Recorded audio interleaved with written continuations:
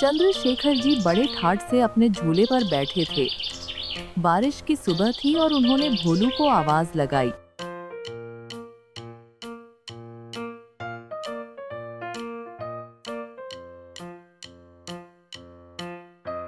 भोलू, जरा एक कप गर्मा गर्म चाय ला। जरा आंखें खुले। जी मालिक, अभी लाया। भोलू किचन में गया पर चाय नहीं बनाना जानता था। वो सोचने लगा, मालिक को गर्म चीज चाहिए। गर्म चाय या गर्म खाना एक ही बात है। और उसने चाय की जगह जल्दी से एक कटोरी उबले हुए चावल बना दिए। कुछ देर बाद भोलू एक ट्रे में कटोरी रखकर बड़े गर्व से मालिक के सामने आया। लीजिए मालिक, गर्म चीज आ गई। ये क्या है? ये तो चावल हैं। हाँ मालिक, गर्म तो यही था, पेट में भी अच्छा लगेगा। मैंने कहा था चाय। ये क्या चावल ले आया तू? मालिक, मैं सोचा आजकल लोग ब्रेकफास्ट में हेल्दी खाते हैं। चाय छोड़ो, थोड़ा बदलाव अच्छा होता है। बदलाव नहीं, बवाल हो गया। अगली बार अगर चाय ना आई तो तुझे उसी चावल में पका दूंगा। भोलू डर के मारे सिर हिलाता है और कटोरी वापस ले जाता है, लेकिन पीछे मुड़ते हुए कहता है, लगता है मालिक को आज भी पुराने जमाने की आदतें पसंद हैं। चंद्रशेखर जी अपनी कुर्सी पर सिर पकड़कर बैठ जाते हैं और बुदबुदाते हैं। हे भगवान, ये नौकर रखा या आफत बुला ली। चंद्रशेखर जी अपने बगीचे में बैठे आम का रस पी रहे थे। पास में उनका प्यारा कुत्ता टॉमी धूप में खेल रहा था, लेकिन पूरा गंदा और कीचड़ में सना हुआ। भोलू, ये टॉमी क्या नाली में लौट कर आया है? बदबू से मेरा आम का रस भी खट्टा हो गया।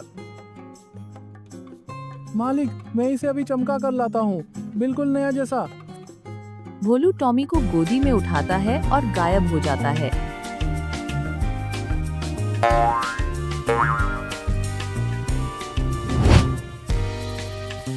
कुछ देर बाद घर के पीछे लॉन्ड्री रूम से अजीब आवाजें आने लगती हैं। घूं घूं घूं, धाम धाम। चंद्रशेखर जी चौंकते हैं। वो रस का गिलास छोड़कर भागते हैं। जैसे ही लॉन्ड्री रूम में पहुंचते हैं, उनकी आंखें फटी की फटी रह जाती हैं। भोलू ने टॉमी को वॉशिंग मशीन में डाल दिया है।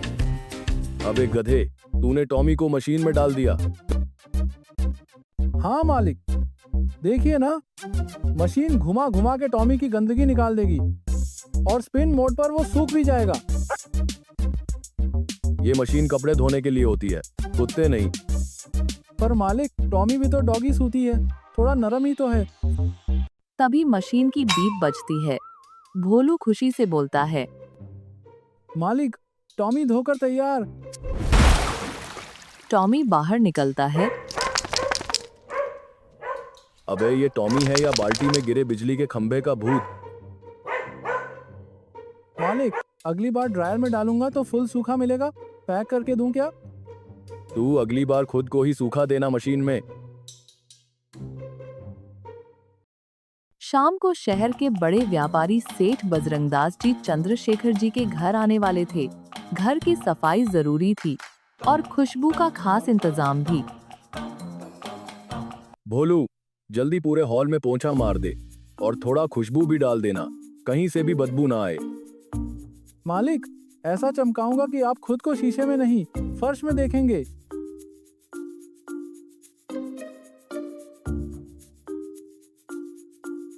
भोलू बाल्टी लेकर रसोई की तरफ गया, लेकिन फिनाइल की बोतल ढूंढते ढूंढते उसकी नजर पड़ी मालिक की अलमारी पर, जिसमें रखा था रॉयल परफ्यूम, फ्रेंच इंपोर्टेड।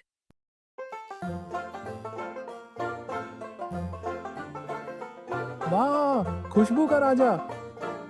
वो बोतल निकालता है, आधी से ज्यादा बाल्टी में उंडेल देता है और फिर शुरू करता है महकता पोंछा मिशन।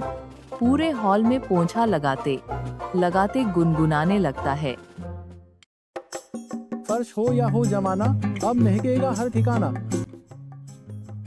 कुछ ही देर में पूरा हॉल इतना ज्यादा महकने लगता है कि चंद्रशेखर जी सीढ़ियां उतरते ही छींकों की बौछार करने लगते हैं। छी, ये क्या गैस छोड़ी है तूने? नाक बहने लगी मेरी।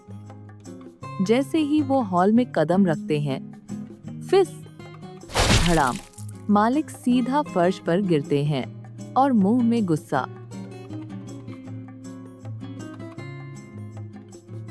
अबे, ये फर्श पर साबुन डाला है या बर्फ?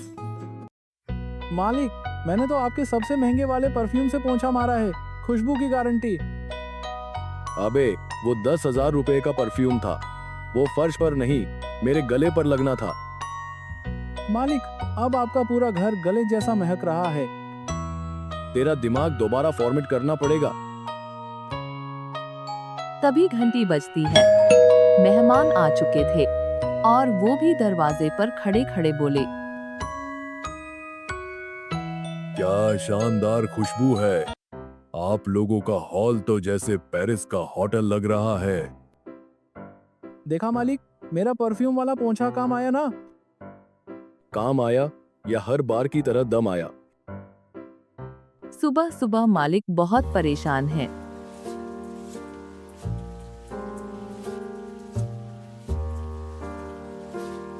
भोलू, वो पुराना अलमारी वाला तिजोरी का चाबी कहाँ रखा है? मुझे सेठ बजरंग दास को पैसे देने हैं। चाबी? वो तो मैंने कल कबाड़ समझ के फेंक दी पीछे वाले कूड़े में। क्या वो चाबी नहीं, तिजोरी का असली ताला था। उसमें मेरी पूरी जिंदगी की जमा पूंजी रखी है। भोलू के होश उड़ जाते हैं। मालिक गुस्से से लाल पीले। बस बहुत हुआ, अब तुझसे नहीं सहा जाता। निकल जा मेरे घर से, अभी के अभी। भोलू का चेहरा उदास हो जाता है। वह चुपचाप सिर झुकाकर अपनी थैली उठाता है और पीछे के रास्ते निकल जाता है। शाम का वक्त। चंद्रशेखर जी थके हुए बैठे हैं, बार बार चाबी ढूंढ रहे हैं, लेकिन कोई काम नहीं बन रहा। तभी बाहर शोर होता है। एक आदमी हाथ में टूटी हुई बाल्टी लिए चिल्ला रहा है, अरे सुनिए, आपके घर के पिछवाड़े में जो कूड़ा फेंका था, उसमें से एक छोटी सी लोहे की पेटी मिली है। उसमें तो नोटों के बंडल निकले हैं। चंद्रशेखर जी दौड़कर बाहर जाते हैं। वो पेटी असल में उनकी दूसरी गुमशुदा तिजोरी थी, जो सालों पहले खो गई थी। अब वो समझ जाते हैं कि भोलू ने गलती में जो किया, उसी से पुराना खजाना मिल गया। भोलू, तू तो अनजाने में मेरी किस्मत का ताला खोल गया। वो फौरन अपनी कार उठाते हैं और पूरे मोहल्ले में भोलू को ढूंढते निकल पड़ते हैं।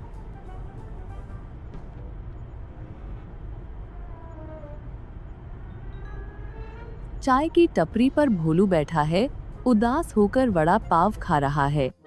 तभी पीछे से आवाज आती है,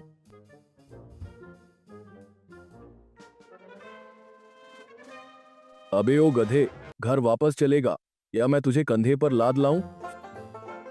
भोलू मुड़कर देखता है। मालिक मुस्कुराते हुए खड़े हैं। मालिक, आप मुझे ढूंढते हुए आए। तेरी गलती ने मेरा भाग्य जगा दिया बे। चल वापस आ जा, लेकिन इस बार तिजोरी से दूर रहना। मालिक, अब मैं तिजोरी नहीं, आपके दिल में रहूंगा। भोलू वापस घर आ गया है। मालिक चंद्रशेखर जी ने उसे फिर से अपना लिया है, लेकिन आज का दिन कुछ अलग है। भोलू, आज नाश्ते में कुछ स्पेशल बनाना। तेरा स्वागत ठीक से करना है। मालिक, आज आपके लिए फ्रेंच टोस्ट बनाऊंगा, स्पेशल चाय और ऊपर से मीठे में हलवा। बस ध्यान रखना, मीठे में मिर्ची ना पड़ जाए इस बार। भोलू किचन में गायब होता है और कुछ देर में ट्रे में नाश्ता लेकर आता है।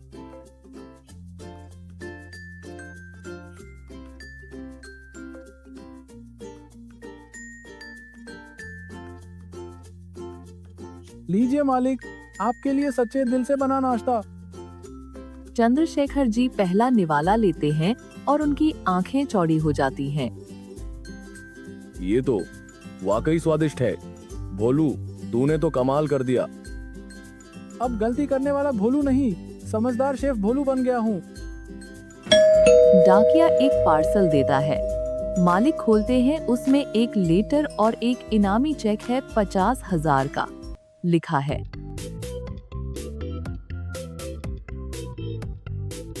आपके नौकर द्वारा गलती से फेंकी गई पेटी में एक पुराना सामाजिक संस्थान का दस्तावेज मिला, जिसकी वजह से संस्थान को पुनः शुरू किया जा सका। हम भोलू जी की ईमानदारी और भाग्य की सराहना करते हैं। भोलू, तेरा गड़बड़ करना भी इस देश की सेवा में निकल गया। मालिक, अब तो मेरी गलतियों से भी फायदे होने लगे हैं।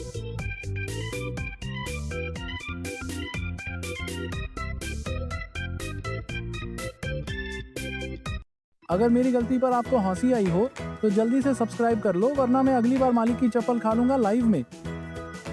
और अगर इस वीडियो को शेयर नहीं किया ना, तो भोलू को फिर से खाना बनाना पड़ेगा। सोच लो।